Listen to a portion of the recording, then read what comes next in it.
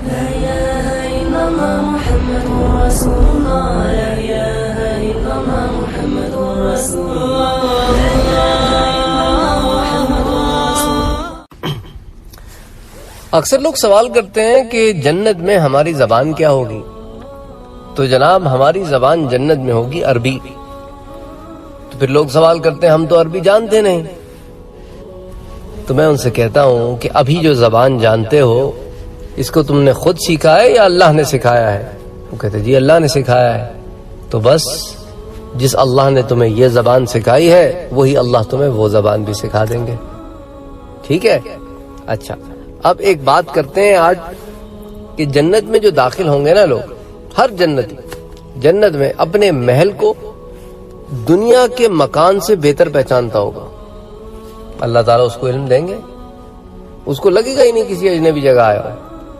جنت میں داخل ہونے سے پہلے سب کو ایک دوسرے کے حقوق ادا کرنے پڑیں گے. اللہ اکبر اللہ اکبر. اب ذرا حدیث کی طرف دیکھتے ہیں.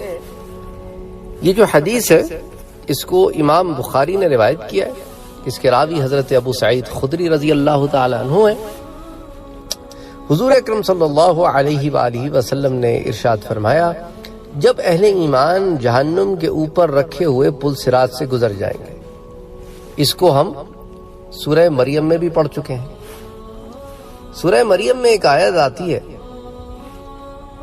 اور یہ وہی آیت ہے کہ جس کے بارے میں بی بی عائشہ صدیقہ رضی اللہ تعالی عنہا نے حضور اکرم صلی اللہ علیہ وآلہ وسلم سے سوال بھی کیا تھا کہ یا رسول اللہ صلی اللہ علیہ وسلم کیا ہم سب کو گزرنا پڑے گا؟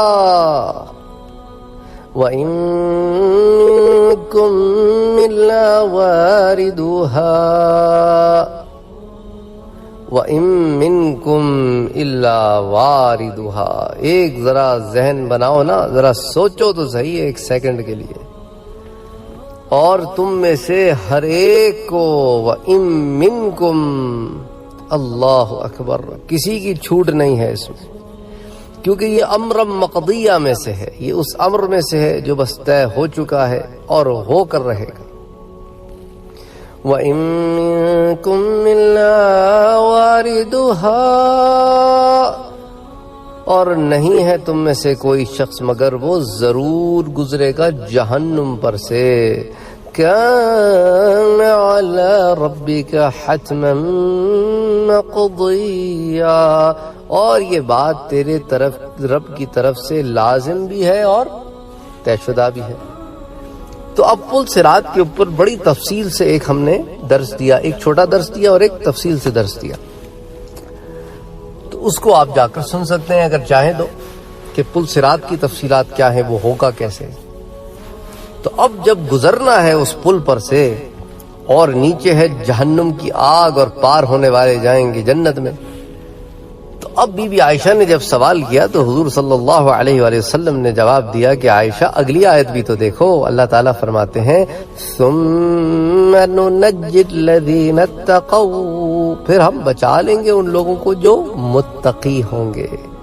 وَنَذَرُ الظَّالِمِينَ فِيهَا جِثِيًّا، اور چھوڑ دیں گے ظالموں کو اسی میں گرا ہوا. تو ظالم تو پل صراط پہ سے نیچے گر جائیں گے اور جنتی جو ہوں گے وہ پار ہو جائیں گے. ٹھیک ہے. تو اب یہ حدیث کے جو الفاظ ہیں اس سے جو متعلق قرآن کی آیت تھی، تو اب یہ دونوں میں اب آپ کے علم میں آ گئی ہیں کہ سورہ مریم کی آیت نمبر 71 72. اور پھر اب واپس حدیث کی طرف آتے ہیں کہ جہنم کے اوپر رکھے ہوئے پل صراط سے جب اہل ایمان گزر جائیں گے تو جنت اور جہنم کے درمیان ایک پل کے اوپر روک لیے جائیں گے، اور دنیا میں لوگوں نے ایک دوسرے پر جو ظلم کیے ہوں گے ان کا بدلہ چکایا جائے گا. اللہ اکبر اللہ اکبر. جب سارے اہل ایمان پاک صاف ہو جائیں گے تو پھر انہیں جنت میں جانے کی اجازت دی جائے گی. قسم ہے اس ذات کی جس کے ہاتھ میں میری جان ہے. حضور نے فرمایا فوالذی نفس محمد بیدہ، قسم ہے اس ذات کی جس کے ہاتھ میں میری جان ہے، ہر جنتی جنت میں اپنی جگہ سے دنیا کی جگہ کے مقابلے میں زیادہ آشنا ہوگا، زیادہ واقف کار ہوگا. تو اب اس ایک حدیث سے کتنے نکتے ہمیں سمجھ میں آتے ہیں. اسی لیے یہی وجہ ہوتی ہے کہ جب علماء حدیث بیان کرتے ہیں نا، اب آپ کبھی بخاری شریف کا مطالعہ کریں تو آپ کہیں گے یار یہ حدیث تو فلاں جگہ پہ بھی تھی، یہ حدیث تو فلاں جگہ پہ بھی تھی، تو امام بخاری نے اس کو پلٹا کے کیوں لائے ہیں؟ تو پلٹا کے وہ لاتے اس لیے کیونکہ ایک حدیث میں ایک سے زائد مضمون ہوتے ہیں، تو انہوں نے جہاں جہاں وہ مضمون اپنی کتاب میں رکھے ہوتے ہیں نا، وہاں وہ حدیث وہ ریپیٹ کرتے ہیں. ٹھیک ہے، کہیں جنت کی بات ہوگی تو یہ حدیث آ جائے گی، کہیں پل صراط کی بات ہوگی تو یہ حدیث آ جائے گی، کہیں بات ہوگی اس کی حقوق العباد کی بات ہوگی تو پھر یہ حدیث آ جائے گی. ٹھیک ہے، اسی طرح جہنم کی بات ہوگی پھر یہ حدیث آ جائے گی. تو اسی لیے علماء جو ہیں، جو محدثین ہیں، جب اپنی کتابیں لکھتے ہیں تو بعض دفعہ ایک حدیث پلٹا کے اسی لیے لاتے ہیں کیونکہ ایک حدیث جو ہے اس میں مختلف مضامین ہوتے ہیں. تو جب ہم چھوٹے تھے اور بخاری شریف جو ہے اس کا دورہ کر رہے تھے، میں بات بتا رہا ہوں، یہ کوئی آپ سمجھ لیں میں اس وقت شاید 8ویں جماعت میں تھا یا ایسی کوئی وقت ہوگا، 8ویں 9ویں جماعت میں ہوں گا، میں یاد نہیں ہے مجھے، لیکن تھا وہی زمانہ تھا کہ دورہ بخاری میں پھر یہ سوال ذہن میں ہوتا تھا، لیکن پوچھنے میں ایک جھجک ہوتی ہے نا، کہ پوچھیں گے کیا آگے سے. خیر بہرحال تو پھر بات سمجھ میں آئی جب تھوڑا سا اللہ تعالیٰ نے تھوڑا سا جو ہے علم اور عطا کیا اور کھول دیا. تو بہرحال اسی طرح بعض دفعہ کیا ہوتا تھا کہ ہم جب پڑھتے تھے ہم کہتے تھے کہ دیکھیں یہ حدیثیں جو ہیں یہ پلٹا کے ایک ہی باب میں ایک ہی قسم کی اتنی روایتیں جمع کرنے کی کیا ضرورت ہے، ایک روایت سے بھی کام ہو سکتا تھا. لیکن پھر وہ مختلف طریقوں سے اس روایت جب آتی ہے نا تو پھر وہ روایت جو ہے وہ قوی سے قوی ہوتی چلی جاتی ہے کہ ایک ہی روایت مختلف طریقوں سے مختلف راویوں سے پھر وہ جمع کرتے ہیں.